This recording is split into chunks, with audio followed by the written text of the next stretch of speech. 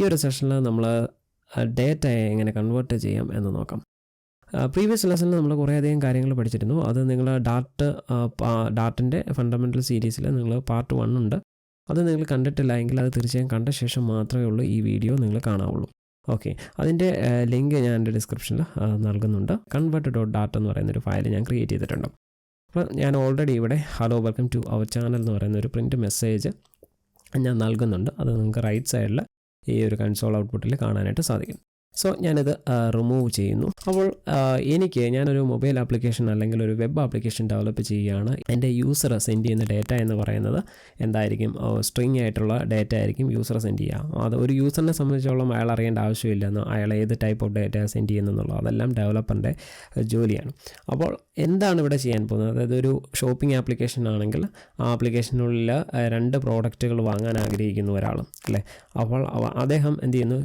Count എത്രയായിരിക്കും? 2 എന്ന് പറഞ്ഞ് സെലക്ട് ചെയ്ത് അയക്കുന്നു. നമ്മുടെ ബാക്ക്ഗ്രൗണ്ടിൽ, അതായത് നമ്മുടെ ആപ്ലിക്കേഷൻ ലെവലിൽ, നമ്മുടെ സോഫ്റ്റ്വെയർ ഡെവലപ്മെൻറ്റ് ഫേസിൽ നമ്മൾ എങ്ങനെയായിരിക്കും അതിനെ റീഡ് ചെയ്യുന്നത്? നമ്മളൊരു സ്ട്രിങ് ആയിട്ടായിരിക്കും ചിലപ്പോൾ അവിടെ റീഡ് ചെയ്യുന്നത്. അതിന് നമ്മുടെ സെർവറിലേക്ക് ചെല്ലുമ്പോഴേക്കും എന്തായി മാറണം?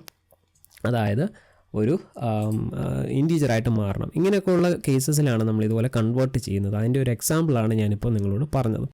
അപ്പോൾ ഇതിനെ നമുക്ക് എങ്ങനെ കൺവേർട്ട് ചെയ്യാനായിട്ട് പറ്റും? ഞാനിവിടെ മറ്റൊരു നമ്പർ എന്ന് പറയുന്ന ഒരു ഇൻറ്റീജർ ടൈപ്പ് വേരിയബിളും കൂടെ ഡിക്ലെയർ ചെയ്യുന്നു. അതിനുശേഷം ഞാൻ കൺവേർട്ട് ചെയ്യാനായിട്ട് പോവുകയാണ്. അതിനായിട്ട് ഞാനൊരു ഇൻറ്റ് എന്ന് പറയുന്ന ഒരു അബ്സ്ട്രാക്റ്റ് ക്ലാസ്സിൻ്റെ സഹായത്തോടു കൂടി ഞാൻ പാഴ്സ് മെത്തേഡ് കോൾ ചെയ്യുന്നു.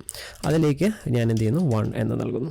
ഓക്കെ, അപ്പോൾ ഇതെന്തായിരിക്കും സംഭവിക്കുക? അതായത് ഈ സ്ട്രിങ് ആയിട്ട് നമ്മൾ നൽകിയിരിക്കുന്ന ഈ ഒരു വാല്യൂവിനെ എന്താക്കി മാറ്റുകയാണ് ചെയ്യുന്നത്? ഒരു ഇൻറ്റീജറാക്കി മാറ്റുകയാണ് ചെയ്യുന്നത്. നമുക്കിത് പ്രിൻറ്റ് ചെയ്യാം. Print number. എന്നിട്ട് ഞാൻ Ctrl R നൽകുന്നു. 1 എന്ന് വന്നിരിക്കുകയാണ്, അല്ലേ? അതിനെ ഒരു ഇൻറ്റീജറിലേക്ക് കൺവേർട്ട് ചെയ്തിരിക്കുകയാണ്. ഇതിപ്പോൾ ഏത് കൺവേർഷനാണ് ഞാനിവിടെ അപ്ലൈ ചെയ്തിരിക്കുന്നത്? അതായത് സ്ട്രിങ് ടു ഇൻറ്റ് ആണ് ചെയ്തിരിക്കുന്നത്. String to int. ഇനി എനിക്ക് സ്ട്രിങ് ടു ഡബിൾ വേണമെങ്കിലും ചെയ്യാം. അതെങ്ങനെയാണെന്ന് നോക്കാം. String to double. ഞാനിവിടെ ഒരു അടുത്ത വേരിയബിൾ ക്രിയേറ്റ് ചെയ്യുന്നു. var py വാല്യൂ എന്ന് നൽകി 3.1. ഇതിനെ ഞാൻ സ്ട്രിങ് ആക്കി മാറ്റുന്നു.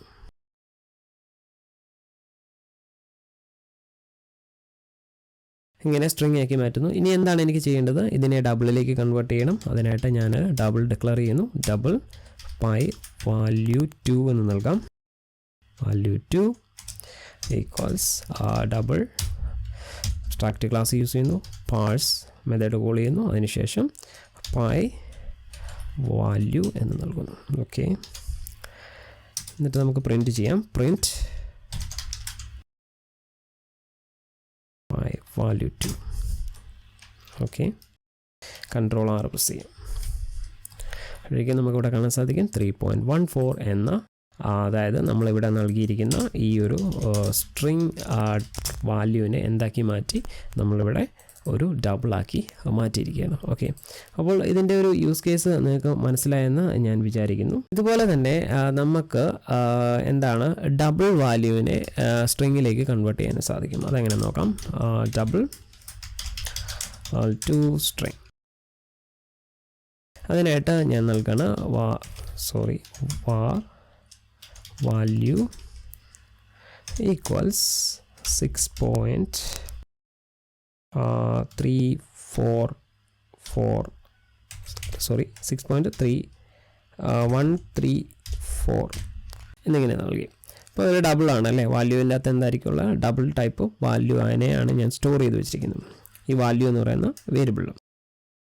നമുക്ക് ഡബിൾ ടു സ്ട്രിങ്ങും ചെയ്യാനായിട്ട് സാധിക്കും. ഞാനിവിടെ var വാല്യൂ എന്ന് നൽകിയിട്ടുണ്ട്. ഇതിലേക്ക് എന്ത് ചെയ്യണം? ഇത് ഡബിൾ ടൈപ്പാണ്. ഇതിനെ എന്ത് ചെയ്യാൻ സാധിക്കണം? എനിക്ക് സ്ട്രിങ്ങിലേക്ക് കൺവേർട്ട് ചെയ്യണം. എങ്ങനെ കൺവേർട്ട് ചെയ്യാനായിട്ട് സാധിക്കും? var new value equals value dot to string എന്ന് നൽകും. ഓക്കെ, എന്നിട്ട് ഞാനത് പ്രിൻറ്റ് ചെയ്യുന്നു. Print new value. Semicolon then control R. അപ്പോഴേക്കും ഇതെന്തായി മാറി? ഇതൊരു 6.1344 എന്ന് പറയുന്നത് എന്തായി? ഒരു സ്ട്രിങ് ആയി മാറി. ഓക്കെ, നമുക്കിവിടെ കാണാൻ സാധിക്കും 6.1344 എന്ന് പറയുന്നത് എന്തായി മാറി? ഒരു സ്ട്രിങ് ആയിട്ട് മാറിയിരിക്കുകയാണ്. ഓക്കെ, ഇനി അടുത്തത് നമ്മൾ പഠിക്കാൻ പോകുന്നത് ഒരു അനോണിമസ് ഫംഗ്ഷനെ പറ്റിയാണ്. അതിനായിട്ട് ഞാനിവിടെ ലൈവിൽ വന്നിട്ട് പുതിയൊരു ഡാറ്റ് ഫയൽ ക്രിയേറ്റ് ചെയ്യുന്നു. ഡാറ്റ് ഫയൽ അനോണി എന്ന് സേവ് ചെയ്യുന്നു. അനോണി. Okay, anoni.dart. ഓക്കെ, അതിൽ ഞാൻ എന്ത് നൽകുന്നു? എൻ്റെ മെയിൻ ഫങ്ഷൻ നൽകുന്നു. Okay, main. എന്നിട്ട് ഞാനൊരു ലിസ്റ്റ് ക്രിയേറ്റ് ചെയ്യുകയാണ്. അതായത് കുറേ അധികം ഫ്രൂട്ട്സിൻ്റെ ഒരു ലിസ്റ്റ് നമുക്ക് ക്രിയേറ്റ് ചെയ്യാം. അതിനായിട്ട് കോൺസ്റ്റ് ലിസ്റ്റ് ഈക്വൽസ് ലിസ്റ്റ് എന്ന് ക്ലോസ് ചെയ്യുന്നു. അതിനുശേഷം എൻ്റെ ലിസ്റ്റിൽ കുറച്ച് ഫ്രൂട്ട്സുകൾ ആഡ് ചെയ്യുന്നു. ആപ്പിൾ,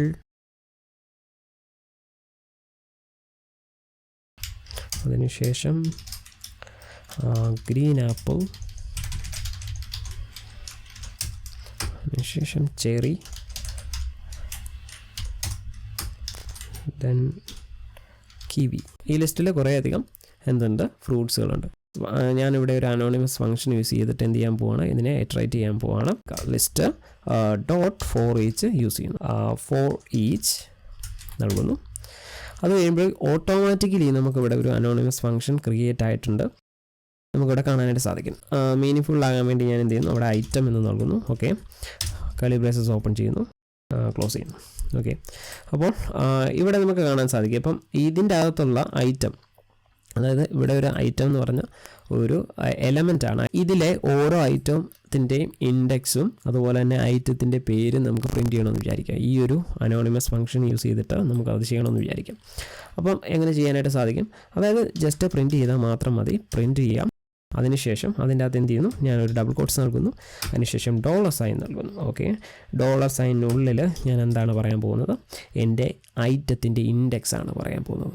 ഓക്കെ, അപ്പോൾ ഈ ഐറ്റത്തിൻ്റെ ഇൻഡെക്സ് എങ്ങനെ എനിക്ക് എടുക്കാനായിട്ട് പറ്റും? അതായത് ഇവിടെ ഈ ലിസ്റ്റ് ഉപയോഗിച്ചിട്ടായിരിക്കും. ഈ ലിസ്റ്റ് ആദ്യം ഞാൻ ആക്സസ് ചെയ്യണം. അതിനായിട്ട് ഞാൻ എന്ത് ചെയ്യുന്നു? ലിസ്റ്റ് ഡോട്ട് എന്ന് കൊടുക്കുന്നു അല്ലേ. എന്നിട്ട് അതിൻ്റെ ഇൻഡെക്സ് ഓഫ് എന്ന് പറയുന്ന ഇൻഡെക്സ് ഓഫ് എന്ന് പറയുന്ന മെത്തേഡ് ആക്സസ് ചെയ്യുന്നു. അതിൻ്റെ അകത്ത് എലമെൻറ്റ്, നമ്മുടെ ഈ ഒരു കേസിൽ ഇവിടെ പാസ് ചെയ്യുന്ന ഏതാണ്? ഐറ്റമാണ്. അതുകൊണ്ട് ഐറ്റം നൽകും. ഐറ്റം. ഓക്കെ, ഐറ്റം കൊടുത്തു. അതിനുശേഷം ഞാൻ എന്ത് ചെയ്യുന്നു? ഒരു കോളൻ കൊടുത്തിട്ട് എൻ്റെ ഐറ്റംസ് ഏതൊക്കെയാണ് എന്ന് ഞാൻ പറയുന്നു. ഇതിൽ ഓരോ ഐറ്റത്തെയാണ് ഇത് റെഫർ ചെയ്യുന്നത്. ഓക്കെ, അപ്പോഴേക്കും ഇതിൻ്റെ ഇൻഡെക്സ് ആണ് ഞാനിവിടെ എടുത്തത്. ഇനി എന്താണ്? അതിൽ റിയൽ ഐറ്റത്തിൻ്റെ പേരുകളാണ് എനിക്ക് വേണ്ടത്. ഓക്കെ, അപ്പോൾ അതിനെ ഡയറക്റ്റായിട്ട് ഈ ഐറ്റത്തിൽ നിന്ന് തന്നെ നമുക്ക് ആക്സസ് ചെയ്യാനായിട്ട് സാധിക്കും. അതിനായിട്ട് എന്ത് ചെയ്താൽ മതി? ജസ്റ്റ് $സൈൻ നൽകുക. അതിനുശേഷം ഐറ്റം എന്ന് നൽകുക. ഇനി ഞാൻ Ctrl R പ്രസ് ചെയ്യുന്നു.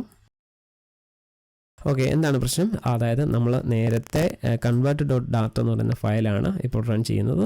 അതുകൊണ്ടാണ് അത് ഔട്ട്പുട്ടിൽ വരാഞ്ഞത്. ഇനി anoni.dart എന്ന് പറയുന്ന ഫയലിൽ റൈറ്റ് ക്ലിക്ക് ചെയ്യുക. അതിനുശേഷം റൺ anoni.dart എന്നുള്ളത് സെലക്ട് ചെയ്യും. അപ്പോഴേക്കും നമുക്കിവിടെ കാണാൻ സാധിക്കും 0 ആപ്പിൾ. നിങ്ങൾക്ക് റൈറ്റ് സൈഡിൽ കാണാനായിട്ട് സാധിക്കും 0 apple, 1 orange, 2 green apple, 3 cherry, 4 fourth എന്ന് പറയുന്നത് ഏതാണ്? കിവി. ഓക്കെ, അതായത് ഇതിൻ്റെ ഇൻഡെക്സ് എന്ന് പറയുന്ന ഒരു കാര്യം നിങ്ങൾ മനസ്സിലാക്കി. ഇൻഡെക്സ് എപ്പോഴും 0th പൊസിഷനിലായിരിക്കും സ്റ്റാർട്ട് ചെയ്യുക. ഇവിടെ നമ്മുടെ ആപ്പിളിൻ്റെ പൊസിഷൻ എന്ന് പറയുന്നത് ഇതാണ് 0th പൊസിഷൻ. ഓക്കെ, അതുപോലെ തന്നെ ഓറഞ്ച് ഫസ്റ്റ് പൊസിഷൻ, അതുപോലെ തന്നെ green apple second position, cherry എന്ന് പറയുന്ന തേർഡ് പൊസിഷൻ, കിവി എന്ന് പറയുന്ന ഫോർത്ത് പൊസിഷൻ. ഓക്കെ, അപ്പോൾ നിങ്ങൾക്ക് ഇതിൻ്റെ ഐഡിയ മനസ്സിലായെന്ന് വിചാരിക്കുന്നു. അതായത് നമ്മളിവിടെ ലിസ്റ്റ് ഉപയോഗിച്ചു. ഈ ലിസ്റ്റ് ഉപയോഗിച്ചിട്ട് ഇൻഡെക്സ് ആക്സസ് ചെയ്തു. ഇൻഡെക്സ് ഓഫ് എന്ന് പറയുന്ന മെത്തേഡ് യൂസ് ചെയ്തിട്ട് അതിലേക്ക് ഐറ്റം നമ്മൾ പാസ് ചെയ്തു നൽകി. ഓക്കെ, അപ്പോൾ ഇവിടെ ഇതാണ് നമ്മുടെ അനോണിമസ് ഫംഗ്ഷൻ എന്ന് പറയുന്നത്. ഓക്കെ, ഇത് നിങ്ങൾ ഫ്ലട്ടർ പോലുള്ള ഫ്രെയിംവർക്കുകൾ ഉപയോഗിക്കുമ്പോൾ ഏറ്റവും കൂടുതൽ ഉപയോഗിക്കുന്ന ഒരു ഫീച്ചറാണ്. അതുകൊണ്ടാണ് നമ്മളത് എടുത്ത് പറഞ്ഞത്.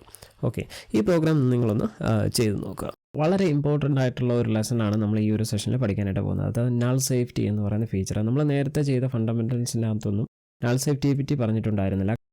നമ്മൾ ചെയ്യുന്ന വീഡിയോ ചെയ്യുന്ന സമയത്തിലായിരുന്നു SDKയിൽ നൾ സേഫ്റ്റി വളരെ ലേറ്റ് ആയിട്ടാണ് വന്നത്. ആദ്യ വേർഷനുകളിലൊന്നും നൾ സേഫ്റ്റി എന്ന് പറയുന്നൊരു ഫീച്ചർ ഫ്ലട്ടർ ഫ്രെയിംവർക്കിലൊന്നും ഇല്ലായിരുന്നു. അപ്പോൾ ഇതിൽ നിന്ന് മനസ്സിലാക്കേണ്ട കാര്യം, നമ്മൾ പുതിയ ഫ്ലട്ടറിൽ നിങ്ങൾ ആപ്ലിക്കേഷൻ ചെയ്യുമ്പോൾ നൾ സേഫ്റ്റിയോട് കൂടി തന്നെ ചെയ്യുക, അത് ഡിസേബിൾ ചെയ്യാതിരിക്കുക. ഡാർട്ട് വേർഷൻ 3 വരുമ്പോഴേക്കും നമുക്ക് അതിൽ, അതായത് 2023 ഫുൾ ഫീച്ചേഴ്സോടുകൂടി വരിക. അപ്പോൾ ആ ഒരു മിഡ് 2023 ആകുമ്പോഴേക്കും നൾ സേഫ്റ്റി ഇല്ലാതെ നമുക്ക് ഡാർട്ടിൽ പ്രോഗ്രാം ചെയ്യാൻ പറ്റാത്ത ഒരു അവസ്ഥയിലേക്ക് എത്തും. കാരണം എന്താണെന്ന് വെച്ച് കഴിഞ്ഞാൽ, null safety is one of the important features.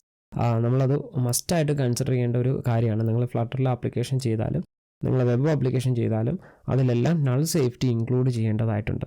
അപ്പോൾ എന്താണ് ഈ നൾ സേഫ്റ്റി, അത് എങ്ങനെയാണ് ഇത് വർക്ക് ചെയ്യുന്നത് എന്നുള്ളതൊക്കെയാണ് നമ്മൾ ഈ ഒരു വീഡിയോയിൽ പഠിക്കാനായിട്ട് പോകുന്നത്. കാരണം നമ്മുടെ പ്രീവിയസ് വീഡിയോയിൽ അങ്ങനെയുള്ള നൾ സേഫ്റ്റിയെ പറ്റി നമ്മൾ പറഞ്ഞിട്ടില്ലായിരുന്നു. അപ്പോൾ അത് മനസ്സിലാക്കാൻ വേണ്ടിയാണ് നമ്മൾ നൾ സേഫ്റ്റിയുടെ ഒരു പ്രത്യേകമായിട്ട് ഒരു ലെസൺ നമ്മൾ ചെയ്യുന്നത്. അപ്പോൾ നമ്മുടെ ചാനൽ സബ്സ്ക്രൈബ് ചെയ്തിട്ടില്ല എങ്കിൽ തീർച്ചയായും സബ്സ്ക്രൈബ് ചെയ്യുക, കൂടാതെ ബെൽ ഐക്കൺ പ്രസ് ചെയ്യാൻ മറക്കരുത്. അതായത് നൾ സേഫ്റ്റി എന്ന് പറയുന്നത് നമുക്ക് എററുകൾ ഒഴിവാക്കുക എന്നുള്ളതാണ്. അതായത് ചില സാഹചര്യങ്ങൾ ഇങ്ങനെ പറഞ്ഞാൽ നിങ്ങൾക്ക് ഒരു പ്രശ്നം മനസ്സിലാകില്ല. ഞാൻ ഒരു എക്സാമ്പിൾ പറയാം. അതായത് നമുക്കൊരു മെത്തേഡ് ഉണ്ട്, ആ മെത്തേഡിന് ഒരു ഇൻറ്റീജറിനെയാണ് എക്സ്പെക്ട് ചെയ്യുന്നതെന്ന് വിചാരിക്കാം. അപ്പോഴേക്കും എന്തെങ്കിലും ഒരു കാരണവശാൽ അത് ഇൻറ്റീജറിനെ റിസീവ് ചെയ്തില്ല, അല്ലെങ്കിൽ ആ എക്സ്പെക്റ്റേഷൻ പോലെ വർക്ക് ചെയ്തില്ല എന്നുണ്ടെങ്കിൽ അവിടെ എന്തായിരിക്കും, അതിന് കിട്ടുന്ന വാല്യൂ എന്ന് പറഞ്ഞാൽ നള്ളായിരിക്കും. ഈ നള്ള് നമ്മുടെ ആപ്ലിക്കേഷൻ്റെ റൺ ടൈം എറർ ഉണ്ടാക്കാനായിട്ട് ഇടയുണ്ട്. അപ്പോഴേക്കും നിങ്ങൾ ആപ്ലിക്കേഷൻ, മൊബൈൽ ആപ്ലിക്കേഷൻ ആണെങ്കിൽ അത് ക്രാഷ് ആകാനുള്ള ചാൻസ് വളരെ കൂടുതലാണ്. അപ്പോൾ ഇത് ഒഴിവാക്കുക എന്നുള്ള ലക്ഷ്യത്തോടു കൂടി ഗൂഗിൾ ടീം ഡെവലപ്പ് ചെയ്തിരിക്കുന്ന, ഫ്ലട്ടർ ടീം അതിലേക്ക് കൊണ്ടുവന്നിരിക്കുന്ന, ഡാർട്ടിലൂടെ കൊണ്ടുവന്നിരിക്കുന്ന ഒരു ഫീച്ചറാണ് നൾ സേഫ്റ്റി എന്ന് പറയുന്നത്. അത് ഡാർട്ട് എന്ന് പറയുന്ന ലാംഗ്വേജിൻ്റെ ഒരു കോർ ഫീച്ചറായി മാറിയിരിക്കുകയാണ്. അപ്പോൾ നമ്മളത് മനസ്സിലാക്കാനായിട്ട് നമുക്കൊരു എക്സാമ്പിളിലൂടെ കാര്യങ്ങൾ മനസ്സിലാക്കാം. ഉദാഹരണം പറയുകയാണെങ്കിൽ, ഇൻറ്റ് a is equal to 10 എന്ന് ഞാൻ നൽകി. ഇവിടെ നമുക്ക് കാണാൻ സാധിക്കും, ഇവിടെ എയുടെ വാല്യൂ എന്ന് പറയുന്നത് എന്തായിരിക്കും, 10 ആയിരിക്കും. ഓക്കെ, നമുക്കത് റൺ ചെയ്യാം. നമുക്കിവിടെ കാണാൻ സാധിക്കും 10 എന്ന് കാണാനായിട്ട് സാധിക്കും. നമുക്കിവിടെ ഈ ഒരു കേസിൽ പറയുമ്പോൾ ഈ എയിൽ 10 മാത്രമേ സ്റ്റോർ ചെയ്തിട്ടുള്ളൂ, അല്ലേ? നമ്മൾ 10 ആണ് നമ്മൾ സ്റ്റോർ ചെയ്തിരിക്കുന്നത്. എയ്ക്ക് 10 എന്നുള്ള വാല്യൂവിനെ മാത്രമേ അറിയുള്ളൂ. ഇതിൻ്റെ അകത്ത് നൾ എന്ന് പറയുന്ന ഒരു കോൺസെപ്റ്റ് ഇല്ല.